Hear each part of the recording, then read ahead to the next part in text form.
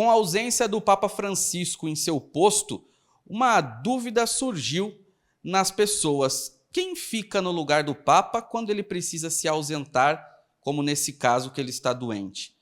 Essa é uma pergunta que nós vamos responder agora com o Padre Diego Michelotto, aqui da Paróquia Menino Jesus, da cidade de Limeira. Padre, infelizmente nós estamos vendo aí uma piora da saúde do Papa Francisco, ele ficando internado. Só que surgiu também essa dúvida, inclusive mandaram para a gente algumas perguntas. Quem fica no lugar do Papa nesse momento? Quem está fazendo o que o Papa deveria fazer? Como funciona essa hierarquia na Igreja Católica? Vamos explicar para as pessoas tudo isso, afinal de contas, né, é uma coisa que muitas pessoas não sabem de fato. Bom dia. Olá, Fernando, todos que nos acompanham pela Rádio Educadora. Primeiramente, nosso muito obrigado pelo espaço, né? Na verdade, a gente só precisa começar primeiro dizendo que o Papa não está afastado, né? Teoricamente, ainda, ele está governando a Igreja. É claro que, como um grande chefe de Estado, há muitos rumores sobre a saúde e nós não podemos dizer uma afirmação concreta de como ele está. Tem os boletins diários, 2 por dia, que apresentam um pouco da sua saúde, mas a situação real mesmo só internamente é que se sabe. Porém, a partir dos boletins, até na sexta-feira, que no final de semana ele teve uma piora de alguns quadros, né? Mas até a sexta, por exemplo, o boletim ele dizia: o Papa comungou, o Papa leu o jornal e o Papa despachou, né? Ou fez alguns trabalhos oficiais. Então ele está num quarto, né?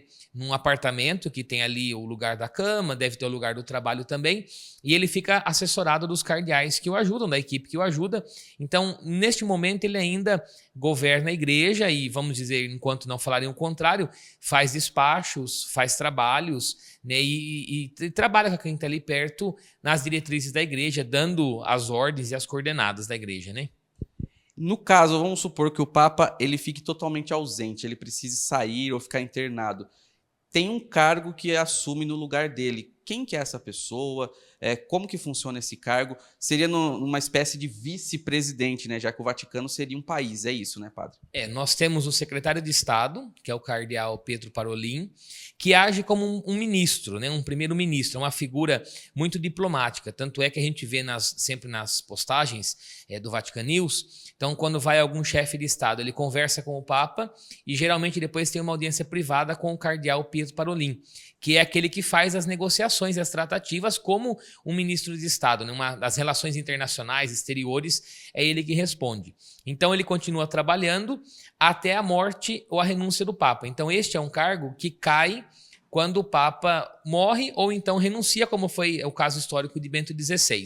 Então é um cargo que fica ali, ele está no Vaticano, ele está trabalhando, ele deve ser um desses cardeais que estão tendo contato com o Papa, porque na ausência ali do Papa, ainda mais ausência física no Vaticano, o cardeal Pietro Parolin é alguém que faz essa parte diplomática, né, institucional da Santa Sé, porque ele é o cardeal do Estado do Vaticano.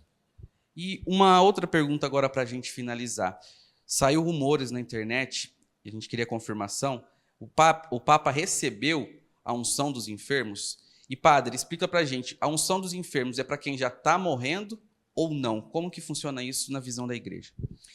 Sobre receber a unção, não teve nenhum comunicado oficial, né? Foram todos rumores. Então, a gente também não pode oficializar ou então afirmar, porque são rumores, principalmente da imprensa italiana, né? Saiu em jornais italianos. Depois, a sua segunda questão, a unção dos enfermos, ela não é para caso de morte, ela é também. Então, num caso iminente de morte, a pessoa pode receber a unção dos enfermos, que age de duas formas, com o perdão dos pecados e pedindo o restabelecimento da saúde. Em casos extremos, perdão dos pecados para que a pessoa possa morrer em paz. Mas a unção dos enfermos, ela é muito aberta. Antigamente tinha aquele termo, né? Extrema unção, porque extrema é a última e depois daquilo não tem mais nada.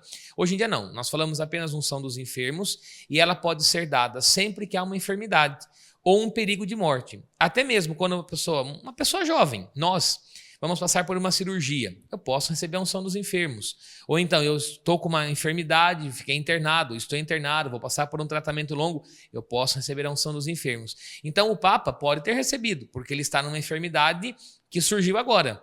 né? Então ele pode ter recebido, mas não é sinônimo de morte, né? Não é sinônimo que recebe porque está para morrer. Não, recebe porque está com a saúde fragilizada e por meio da unção espera-se alcançar a cura também. Padre, e o Papa Francisco já rezou por tantas pessoas, já intercedeu por tantas pessoas, agora está na hora da gente interceder por ele. Todo mundo tem que orar pela saúde do Papa, né? Sem dúvida. Está sendo convocado pela CNBB, né, que a gente reze. Nós, no final de semana, rezamos nas missas também, os padres estão todos rezando. E eu vi até hoje um comunicado oficial da Santa Sé, que a partir de hoje, às 21 horas de Roma, 17 do Brasil, os cardeais que moram no Vaticano irão rezar o terço na Praça São Pedro, todos os dias. Então hoje vai ser o primeiro dia, para nós aqui às 17, né, 5 da tarde, para eles lá já será 21 horas. Então toda a igreja está rezando, está acompanhando esse momento, pedindo ao Senhor que faça pelo Papa aquilo que for melhor, aquilo que for da sua vontade, né? E para completar apenas, Fernando, eu queria só dizer, nós falamos do cardeal Pietro Parolin, que é o secretário de Estado, mas lembrar um pouquinho da figura do Carmelengo, que é um outro cardeal que também cuida das coisas do Papa, mas ele não tem a figura de chefe de Estado, ele não faz diplomacia.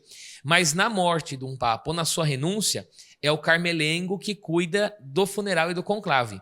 Como eu disse agora há pouco, se o Papa vem a renunciar ou então a falecer, a figura do secretário de Estado ela cai, porque o próximo Papa vai escolher o novo secretário de Estado.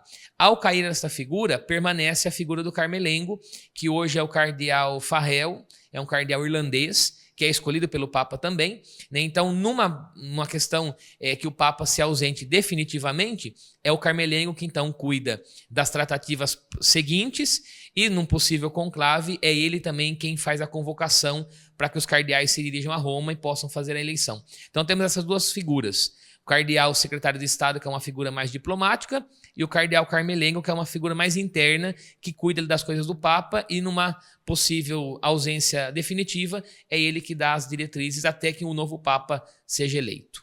Muito obrigado, Padre Diego. Essas informações, então, explicando, né, essa questão da hierarquia da Igreja Católica, principalmente com as notícias do Papa Francisco. As imagens de Gustavo Molina, informações de Limeira, Fernando Covre, para Educadora.